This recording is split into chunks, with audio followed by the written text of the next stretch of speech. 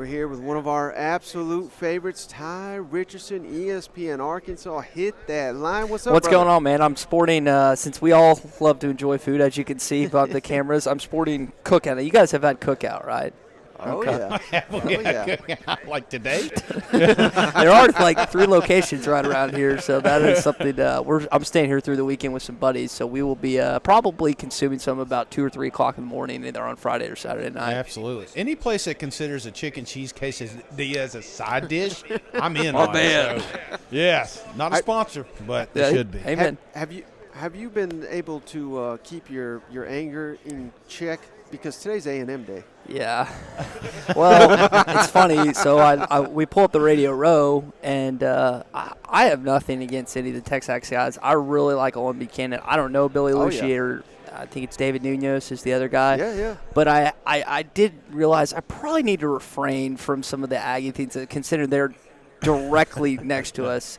So I did not go as ham today as I used to do at Texas A&M, but Jimbo Fisher a little combative when asked about the Bobby Petrino questions. Yeah. I don't think his ego is willing to say on public record either I've given complete control of Bobby Petrino or his ego won't let him give the reins to Bobby Petrino. Right. You know what's kind of funny, because Eli was just on with Feinbaum, and this is some of the same comments he made. At the tail end of the season, the offense was not as productive as it should be, so I stepped away. I hired an offensive coordinator to run the plays. It's like that's what we want to hear with Texas A&M, and it just can't. He can't say it, you know. I think that national championship that he has from 2013 in Jameis gives him this complex where he always has, and what we've seen with the great ones, particularly Nick Saban, is the adjustments. And he's never the offensive guru. We know what he's done with defense over the years, but Saban realized when Freeze beat him back-to-back is like, I can't run the ball 40 or 50 times a game. I've got to change up my offense, and we saw the dynamic of that. And I think for Jimbo Fisher, what you've seen at times is the offenses look so stagnant and so 2010s basically, and you bring a guy in who torched Arkansas for Missouri State this past season. Let me tell you what, we were on pins and needles in Fayetteville watching that game. That dynamic, and I know as a head coach you say, we have respect for one another, blah, blah, blah. Guys, Petrino hasn't been an assistant in 20 years. Yeah. Jimbo hasn't let go of the offense since, pre-Bobby Bowden, Florida State? So you're going to tell me that a head coach in the past basically 20 years is all of a sudden going to relinquish some of the gravitas and power that he's had as a control freak that he is, a great coach, but a control freak. And then you combine that with a guy that he can talk about pressure all he wants, that there's no pressure where coaches, we deal with pressure. You went, 5-7 with the number 1 recruiting class in the country this past year. There's absolutely pressure in College Station. That is a fascinating thing to watch in College Station. Yeah. But they capped the year. They beat a top 5 LSU. But I think that speaks to, again, what talent they have and what poor coaching they got out of it. You know what? I mean, it was just awful. But let's not have you on the talk A&M. This ain't Texas over here. What's the ceiling for Arkansas this year with KJ, who I think is the best quarterback in the SEC? So if I say 10 wins, I'm a homer that no one listens to. If I say 8 wins, that's too logical. So I'd probably say 9. I think if they get to 9 regular season, maybe I guess 10-3 with or 10-4 with the bowl win. Does that sound right? Yeah. 9 regular season wins plus 10. Yeah, so bowl win. So I would say 10 total, 9 regular season wins. Guys, Is that a better place for Arkansas than sitting here saying, oh, yeah, they're going to win 10 or 11 guaranteed? You saw what happened last year with this program at expectations. I mean, this football team, let's just call a spade a spade. You have a losing record in the Southeastern Conference. You have bad in-state recruiting compared to the other schools you're having to compete with. So you're having to parlay all these different things that are at your disadvantage and somehow, some way competes with the top dogs each and every year, Alabama's, LSU's, Georgia, or whatever. So I would say if this team wins 9 games, I'll be jumping through the ceiling. I'll be excited. Yeah. The great equalizer is KJ Jefferson, teamed with Rocket Sanders, and you don't know who are going to be on the tackles. You don't know who's going to be out wide. They're throwing the football, and you're just a little unsure about the defense with so many incoming new guys, including a new defensive coordinator and a new offensive coordinator. Yeah. What's it going to take for KJ to be a Heisman finalist? The grace of God. Oh, come on, man. Well, come on. That should be a lot. Here's the thing. I think if we asked this question 2 years ago about Hendon Hooker or whoever, and last year about Hendon, you guys would have said something similar. Then Heupel comes in, we see the high-flying offense, and, I mean, Hendon was here today. And I'm sitting here, it's like, man, no one thought anything of you. I mean, Milton was the perceived starter, and then all of a sudden Hendon takes over after the injury and just gets rolling. I don't think that's going to happen with Jacoby Criswell and KJ, but what I know what KJ Jefferson's going to do from a just overall like gamer. Like if he's in the game, Arkansas is always going to have a chance to win. But the fact of the matter is, it's a team award now, and so the team has to help him out. The team can't always make him put the team on his back. Like he's got to get some help, and I just don't know if they have enough talent this year for him to be in that discussion. I think the better discussion, I think we'll see Rocket at the Doak Walker and the Home Depot College Football Playoff Awards. I think that's almost a lock unless he just gets injured or something. But asking KJ to maybe be in New York and I'm forgetting the trophy presentation place, but I want it to happen. I just don't know if I can get myself there yet. Mm-hmm. You know, I love Hunter Yurachek. I think he's done a great job. But what was your thoughts when did you see his viral comments where he's like, my God, we got football players in college making more money. And specifically who he's talking about probably is KJ, which elevates Arkansas, which had he went to the NFL, he's probably a late-round pick. He's a borderline. I mean, he may be better now that he's got Dan Enos coaching. I'm not trying to knock KJ. But why in the hell are we complaining that we got KJ, who may be the best player in the entire SEC? Here's what I would say to that, and I don't think it's just Hunter. I think it's other people within the sport. You think about how these guys had to work and grind and do what they had to do 60, 70, 80-hour weeks to get where they are on a statute. I mean, there are guys playing college football right now that make more money than Greg Sankey. Yeah. And he may not say that bothers him, and other guys may say that not bothers him. But I'm not going to lie. If I see a 12-year-old making $300,000, $400,000, that bothers me. I'm 28. Yeah. And so to say that that's exclusive to me is, I think, not right. Like, I think there's a lot of people that feel like, well, you should have to go through what I went through and work your way up and whatnot. And with the changing of social media, the different things. I mean, this show is a perfect example. You guys organically, Mike, you organically made this show to what it is today and worked your your ass off. And now it's, again, the premier SEC football podcast. So I just think that's not ever going to be said publicly by one of the big dogs, but that's in the back of their mind. And I guarantee you that even if, again, they won't let that know publicly, it frustrates them a little bit. Mm-hmm. What did you think of coming out Texas and Arkansas? They're going to play in 2024, right? I mean, how can it get any and balls, baby. You guys are coming to Fayetteville that year, right? That's right. Golly, man, Arkansas could not have asked for a better schedule. I had someone text me immediately after that came out with LSU, Ole Miss, Tennessee, and Texas coming to town. We made out like bandits because the visiting games, A&M on the road, Jerry World, neutral site, road game in Starkville. We'll see what Arnett does. Rogers is going to be gone after this year, so they'll have a transition quarterback. Missouri, even though Arkansas's never won in Columbia. And I'm forgetting that last home game, but they avoid Alabama and they avoid Georgia. And I still saw Arkansas fans complaining. And I for one am not the biggest fan sometimes of what comes out of Birmingham in terms of news, in terms of rulings, but I felt like in this situation, man, Arkansas got a great deal. And I can't wait for 2024. Hey, speaking of future, there's talk about going to 9 games. Mm-hmm. You know, if that were to happen, who would you want Arkansas to have their 3 opponents against? Their permanent rivalries. If they go they're going to stick them with Mizzou no matter what. So so this side, it's what's going to happen. So it's going to be Mizzou, it's going to be Texas, and it's going to be Ole Miss. Who I'd actually want would. Norman's about 2.5 hours from where I live. I think that'd be great. Norman, Texas, and I would like Texas A&M. You basically have your Southwest Conference with the Big 8 school that you pull down with. I mean, that's close in terms of regional. Oklahoma and Missouri are going to play each other. We know I love playing LSU. I think Baton Rouge is one of the best college towns in not just the SEC but the country. I love going to Oxford, going back there this year. But I just like the idea of kind of being the pod, basically what they came out with, but that's not going to happen, as we know, unfortunately. Everybody likes to talk about hot seats, and everybody loves Sam. Is he on one? I don't think so. I think what happened last year is we truly didn't understand how much they lost when you factor in Joe Fouché and Greg Brooks going to LSU prior to it. I remember when that happened. I got in a heated debate with one of my co-hosts. I said, this is going to be a huge deal next year. And he tried to play it off. No. And it's like, no, this is going to be a big deal.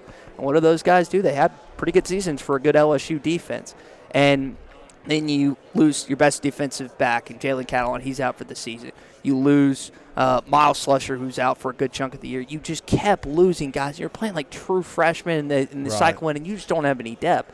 Arkansas can't ever afford to just get whacked at one position group. It's not Athens. It's not Tuscaloosa. It's not Baton Rouge. Arkansas doesn't have enough SEC talent on the roster. So as long as they avoid that, Shane, then the season won't go to that. And I don't think Sam's going to be in that category. Look, 2 years ago, they wanted to re-up his contract, throw him more money. Some Arkansas fans were fun. They should have been. I mean, you won 9 games. You beat A&M. You beat Missouri. And you beat the absolute piss out of Texas, which Arkansas fans love. I remember you talking about that. I remember listening to your show, and you said Texas doesn't know what they're walking into in Fayetteville that Saturday night, and you were exactly right. So I don't think so. Dodd had him as like a 1 on his hot seat chart, and I'd probably say that's about it. He's not untouchable, but a 1's probably where he's at. How weird is that LSU game in the first, month of the season? So that is the 4th week of the college football season. They go to Mississippi State before. I think it's going to be the SEC on CBS 2:30 game. I think that they're going to pit Daniels and Jefferson and parade because they're going to come out as 1 or 2 this week, and they're going to market that as the best quarterback matchup of the league this year. I really do, because I mean, there's a lot of guys that are no longer. I mean, Hooker, Bennett, Levis, Young. Bryce I mean, Young, you lost. That's 4 drafted guys right there. So I think they're going to center around that. LSU, to me, is going to wax Mississippi State the week before. Even with Will Rogers, who is a very good, probably top 5 quarterback in this league, top 4. He's a very good quarterback. They're going to be at home. I think that LSU just goes and blows the doors off them. Then they've got Ole Miss the next week, and after Arkansas, which we know how heated the Magnolia Bowl gets. Yeah. I think they not sleepwalk, but I think that there's a little bit of a lull that week, even with them pitting it as the best quarterback matchup. And I think KJ's pissed that he didn't play last year. I think he's watching that game and saying to myself, like he did 2 years ago when they won Baton Rouge, if I'm in the game, we'll win the game, period. Yeah. And we were talking with Matt Moscona earlier today, and he felt like the game would be a little different. He didn't necessarily say Arkansas would have won, but if KJ's playing that game, Arkansas wins that football game. Oh, yeah. In my opinion. God, there was no offense in that game. It was that was horrible. Brutal. I could that one could not end quick enough, you know. Imagine being there watching it live and just wanting to blow your head off. Man, they can't move the ball. Ugh, that was rough. A lot of turnovers. What will the reaction in Fayetteville be, regardless of how well Arkansas does, if Bobby Petrino is the thing that unlocks all the talent at A&M this fall, and A&M is a top 10 team, like they should be with that roster? I think it's just kind of expected. I think a lot of what I have heard consistently from our listeners is I'm worried about what's coming out of College Station. And you get A&M the week after you play LSU, which is not going to be an easy game, win or lose. And then A&M has some interesting games early on as well. But, I mean, 5 stars don't grow on trees. And you got a quarterback when he has 5 stars next to his name. Typically that means he has some attributes that coaches can mold to this point. You think about what A&M, we were talking about Arkansas's injury, what A&M suffered at quarterback this last year was horrible. So, I mean, if Petrino's known, and you talk to Tyler Wilson, the late Ryan Mallett, talk to anyone that's played quarterback under him, they will give him praise. Now, of course, he gave him something else, words we can't repeat on this show, but the success and the track record's there, guys. And I just hope it doesn't play out in College Station. But if it does, if I mean, because you see it with Hugh Freeze getting a second opportunity in the SEC, if they cut loose Petrino, I don't know, just runs the show there. A&M makes a run at SEC championship, maybe even college football playoff run. Is he a head coach again in the SEC? I think you'd have to look at what jobs would be open at that point. I know someone had brought to my attention, well, what happens if Eli Drinkwitz has a terrible season at Missouri and Petrino kills it at A&M? Would the Missouri job open up?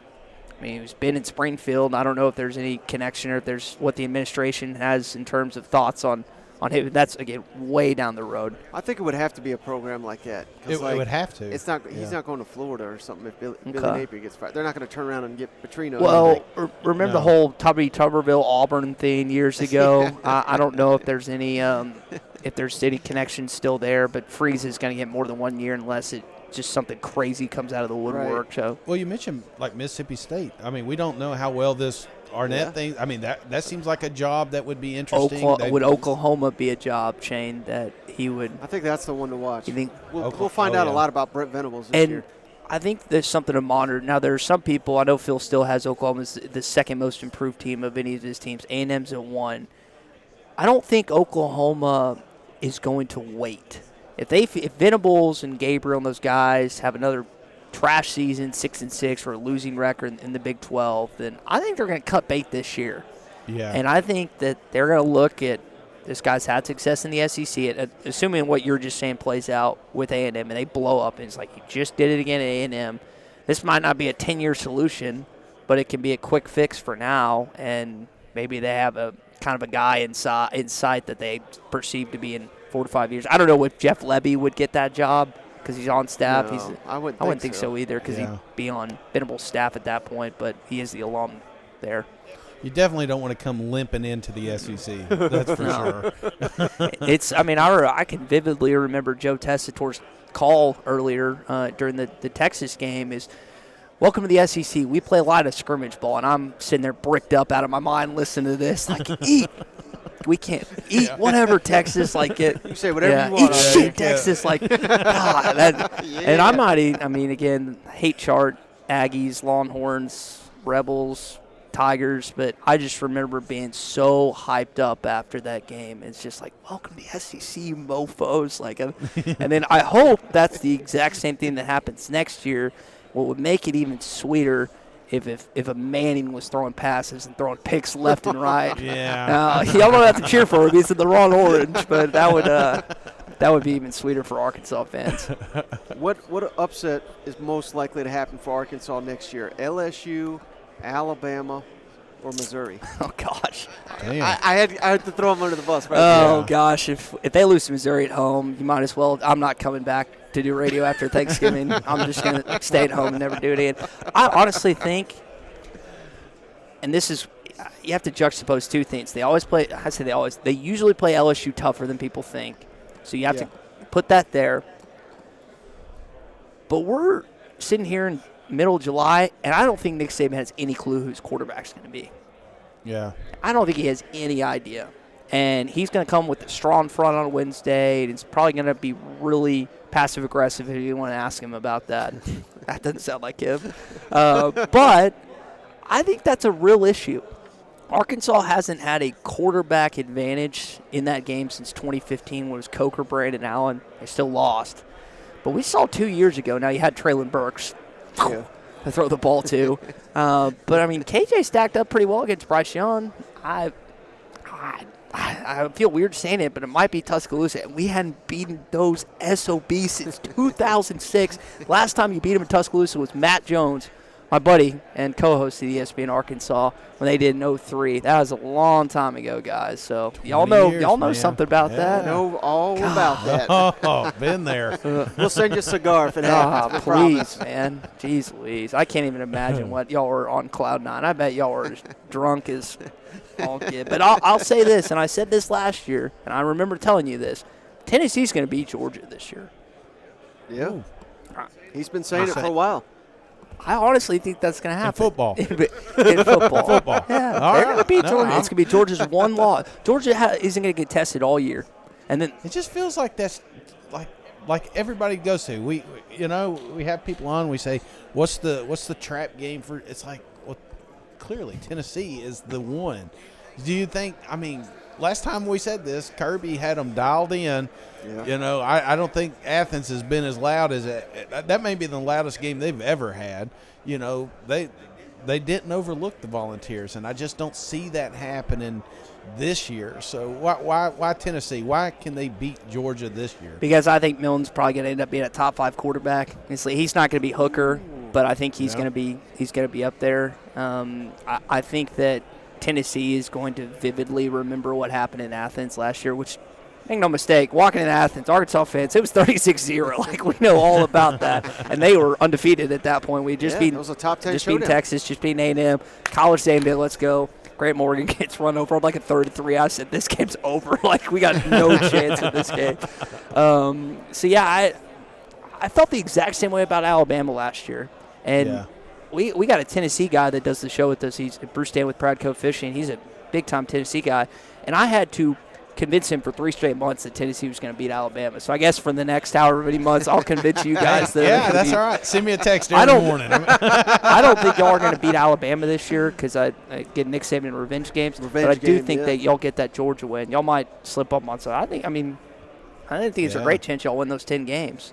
Who do y'all open with? Who's Tennessee open with again? Virginia. That's a dub. That's in a dub. Nashville. Yeah. They're like a 30-point favorite. Against a Power 5 team. Oh, my gosh. Oh, my. It's going to be fun. Golly. It's going to be fun. Well, I don't think we can go out on a better note than that. Yeah, we seriously. appreciate you, Ty. Tell everybody before you go, where can they find your work? At Ty Sports Radio, we do the morning rush from 6 to 9 on ESPN Arkansas, hitthatline.com, and anytime I get a chance to go on with these goobers, I know my brother's coming. My brother texted me. He was, because you were telling you need to bring him to media days. Well, he's in that yard. It's in Dallas next year. It's at the Omni. He'll drive 15 minutes from Las Colinas. And let's drink some cold beer together. I think Joey will be okay with that. We'll probably do another SEC Media Days tailgate. Yeah, he better come. Yeah, he will. He will risk life and death to be there. I guarantee you. All right, perfect.